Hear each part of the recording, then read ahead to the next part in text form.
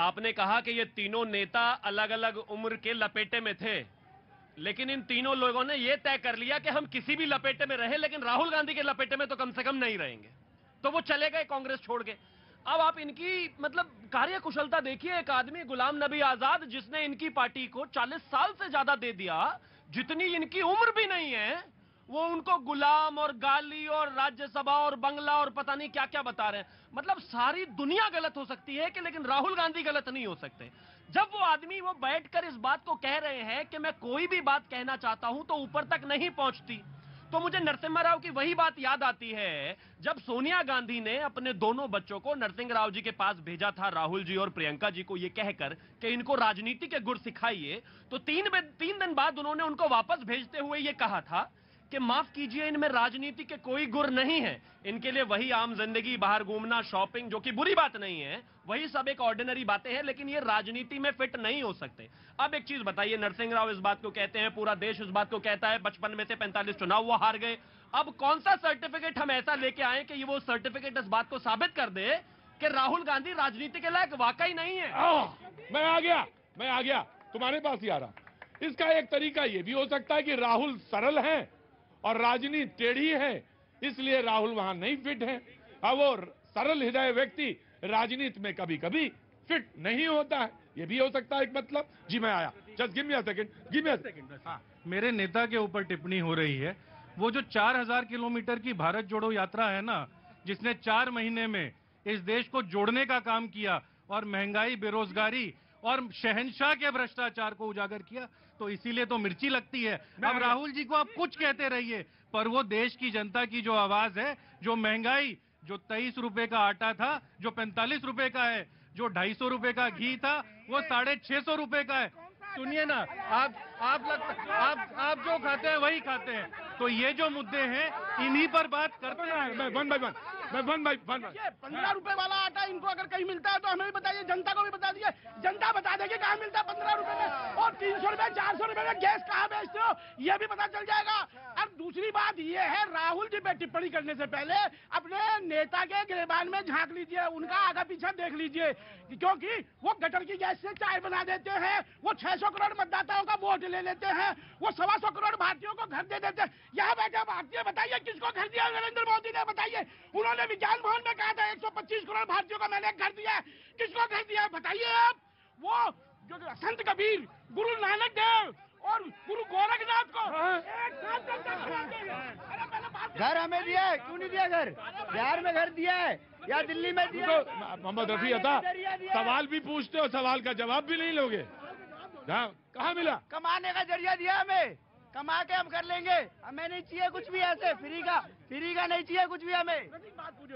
देखिए, गुरु गोरखनाथ, संत कबीर और गुरु नानक देव जी को एक साथ बैठ के वो अध्यात्म पे चर्चा करवा देते हैं, कहते हैं एक साथ बैठ के अध्यात्म पे चर्चा करवाते थे। अब ऐसा व्यक्ति जो Beti Bachao dash dash dash dash dash dash teleprompter में पढ़ता है, ठीक है, महाज्ञानी है, ऐसे महाज्ञानी है। इस तरह की भाषा आप सब लोग देख रहे हैं, कांग्रेस प्रवक्ताओं की भाषा सुन लीजिए आप। अरे मुझे कबीर याद आ गए। मोहम्मद रफी अता, तुम्हारी बातों से मुझे कबीर याद आ गए। कबीर ने लिखा, बूढ़ा बंस कबीर का उपजा पूत कमाल। तुम्हें नहीं याद है पढ़ना? जी देखिए, मैं यही कह रही थी कि सारी जनता ये अच्छी तरह से जानती है कि कितने बड़बोले हैं कांग्रेस वाले। अपने लोग, जो इनके घर के परिवार के लोग होते हैं, किस तरीके से, हाँ, ये इनकी जबान ही इसी तरह से चलती है। सीताराम केसरी जी के साथ क्या किया था सब जानते हो? उनकी धोती छीन ली थी इन लोगों ने, भरे पार्लियामेंट के अंदर धोती छीन ली थी। सीताराम केसरी के साथ इन्होंने क्या किया? और इन्हीं के नेता जो इनके लिए अपनी जान देने को तैयार है, भरे बाजार में किस तरह के उन्हें नंगा करना इनको जिनको आता है। आप इस बात को देखिए, आज एक बंदा जानता है कि डेवलपमेंट किसको कहते हैं, एक सोच किसको कहते हैं। ना बच्चा, तुमको डरने की जरूरत नहीं है। और डर लग जाता कभी कभी, हम भी अगर खड़े हों तुम्हारी उम्र में और मैं ऐसे करता हुआ आ जाऊं तो डर तो लगता है। हाँ जी, कहां से आए? रुको, कहाँ से आए? मैं बिहार से हूँ सर, और हाँ। आपके माध्यम से मैं शिक्षा पर कुछ कहना चाहता भाई हाँ, हूँ। और आपके कभी कभी ऐसा हो जाता है, घर से जब निकलते हैं लोग तो ठीक ठाक निकलते हैं, यहाँ आते आते हो जाता है, कोई बात नहीं, सबका इलाज है यहाँ। हाँ, और आपके माध्यम से शिक्षा पर बिहार सरकार की उन कमजोर बेड़ियों पर मैं कुछ कहना चाहूँगा सर, कि जिन्होंने, मैं खुद बिहार से एक मगध यूनिवर्सिटी एनोस कॉलेज जहानाबाद का स्टूडेंट हूँ। 2019-22 सेशन का ग्रेजुएशन कोर्स कर रहा हूँ। 2019-22 जबकि 3 साल में खत्म हो जानी चाहिए, और वो कोर्स सिर्फ पार्ट 1 का सेशन खत्म हुआ है। और 2019 में एनरोल हुए थे तो 23 में 2019 में एडमिशन हुआ था, और 2023 चल रहा है। उंगली पे गिन के 5वां साल चल रहा है। पहला फर्स्ट ईयर हुआ है, फर्स्ट ईयर वहाँ कंप्लीट हुआ है, सेकंड ईयर का एग्जाम अभी होने वाला है। लेकिन इस 5 साल में सिर्फ और सिर्फ 5 साल में एक ही सेशन खत्म हुआ है। मैं बिहार सरकार को आगाह करना चाहता हूं कि ऐसी शिक्षा की कमजोर बेड़ियों को मजबूत करे, और सरकारी स्कूल में कोई अडानी या अंबानी का औलाद नहीं पढ़ने जाता है, जबकि एक गरीब किसान मजदूर जो ठेला चलाने वाला हो, जो किसान जो हो, वैसे को औलाद पढ़ने जाता है। और वैसे किसान का औलाद पढ़ता है जो बंजर जमीन पे हरियाली उगाने की क्षमता रखता है, साहस रखता है। मैं अगर बिहार सरकार और बिहार में अगर कमजोर हो रहा है विद्यार्थी, अगर युवा कमजोर रहा है, तो सिर्फ भी बिहार ही कमजोर नहीं हो रहा है, बल्कि इस राष्ट्र कमजोर हो रहा है। आई एग्री भैया। क्या नाम है तुम्हारा? मेरा नाम गुड्डू कुमार हुआ सर। गुड्डू कुमार, अगर 5 साल में फर्स्ट ईयर हुआ है तो अंदाजा लगाया जा सकता है कि क्या होगा। यहाँ काम करते हैं, यहाँ के ड्राइवरी का काम करते हैं जी। मैं पिछले 2021 और 22 में बिहार के पटना राजधानी पड़ती है, वहाँ मैं एम्बुलेंस चलाया करता था। वहाँ स्वास्थ्य के बारे में मैं बता दूं सर। मैं आया स्वास्थ्य के बारे में पूछूंगा जी। धन्यवाद प्रतीक जी। पहले तो पूरे देश को और आप सभी को भारत माता की जय, वंदे मातरम। और आशा करता हूँ अता साहब के बीच में नहीं बोला, इनको थोड़ा एक चीज बताओ, 2024 तक थोड़ा सा एनर्जी बचा के रखे। अभी बहुत गंगा जी में पानी बहना बाकी है, शांत हो जाइए। आपके बीच में नहीं बोला हूँ, निवेदन कर रहा हूँ इनसे बोलिए। आपने शुरुआत में कर्नाटक का विषय उठाया, तो मैं एक लाइन बोलना चाहता हूं। अभी बहुत सारी बातें कर रहे थे, भारत जोड़ो और फलाना और ढिमकाना, कि राहुल गांधी जी नहीं रुकेंगे।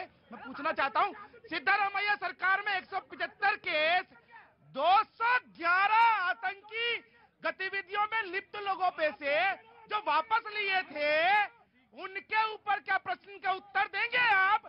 जब आपकी सरकार थी, उस पीएफआई को आपने पाला, आज वही एसडीपीआई के रूप में वहां पर आतंक मचा रहे हैं और आप उनको सपोर्ट कर रहे हैं। दूसरी चीज मैं कहना चाहता हूं, यहाँ ये कह रहे थे अडानी के पास 20,000 करोड़ रुपए का ड्रग्स का पैसा है, इसका पैसा, उसका पैसा है।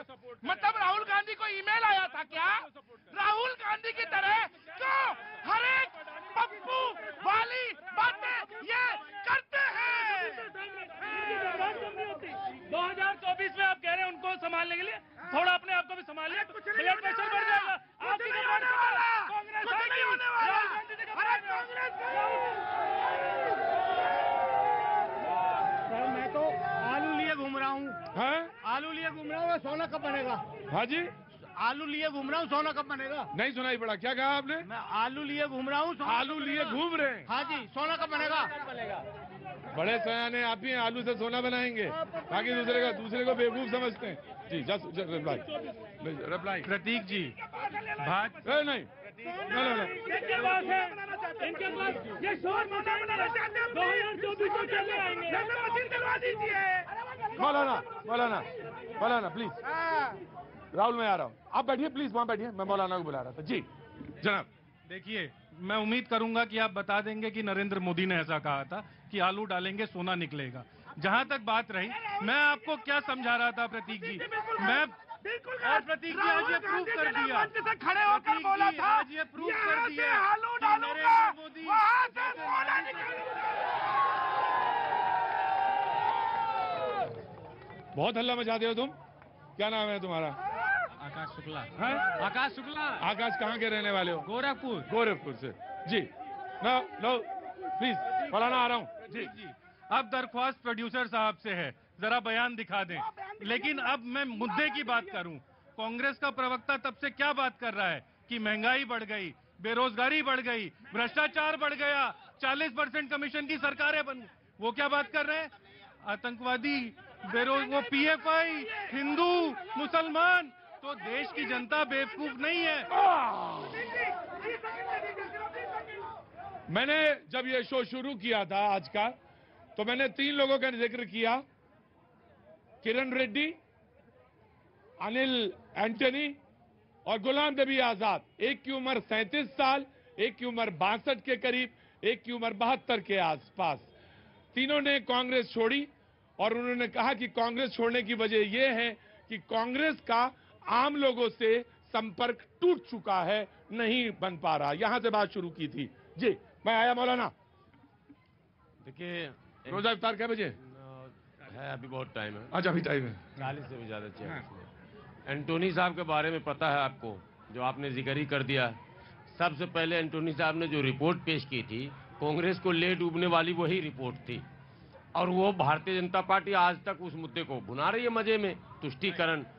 तो एंटोनी साहब को रिपोर्ट जो देनी थी वो दी नहीं। वो तो कांग्रेस ने खुद बनाई थी अपनी इंटरनल रिपोर्ट। खुद ही तो सब कुछ खुद ही बनाते हैं। गुलाम नबी आजाद। लेकिन ये बात सच है कि एंटनी साहब ने कहा कि मैं अपने बेटे के बयान से और बेटे के कृत्य से दुखी हूं। वो तो डबल गेम खेल रहे हैं। देखिए, कांग्रेस, अच्छा, एक बेटा कांग्रेस में, अपना खुद कांग्रेस में, उधर बीजेपी में। यस, बोले वहां तुम जाओ, यहाँ हम रहेंगे। यहाँ तो हम हैं ही विराजमान। एंटोनी साहब तो यहाँ विराजमान ही है, मुख्य सलाहकार हैं, उस मेन टीम में है। बोले उधर जाके तुम रहोगे तो कोई मेरा बाल बांका नहीं कर पाएगा। अगर सरकार उधर रहे तो भी, इधर रहे तो भी।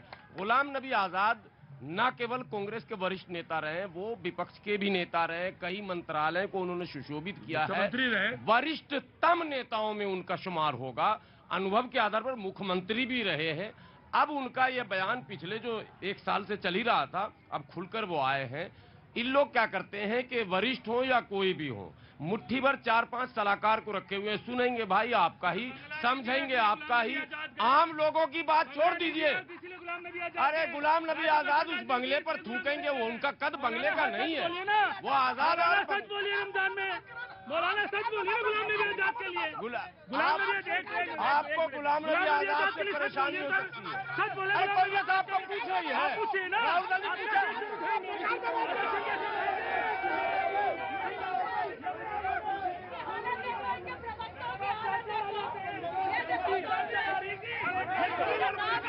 कांग्रेस के अंदर आप आम लोगों की बात न करें। जो जिन्होंने कांग्रेस को अपना सब कुछ दे दिया, जीवन दे दिया, कांग्रेस उसकी नहीं सुनती है। आम लोगों की क्या सुनेगी? ये लोग चिल्ला रहे, इनको कांग्रेस जानती है, कांग्रेस पहचानती है। चले जाइए अकबर रोड पर।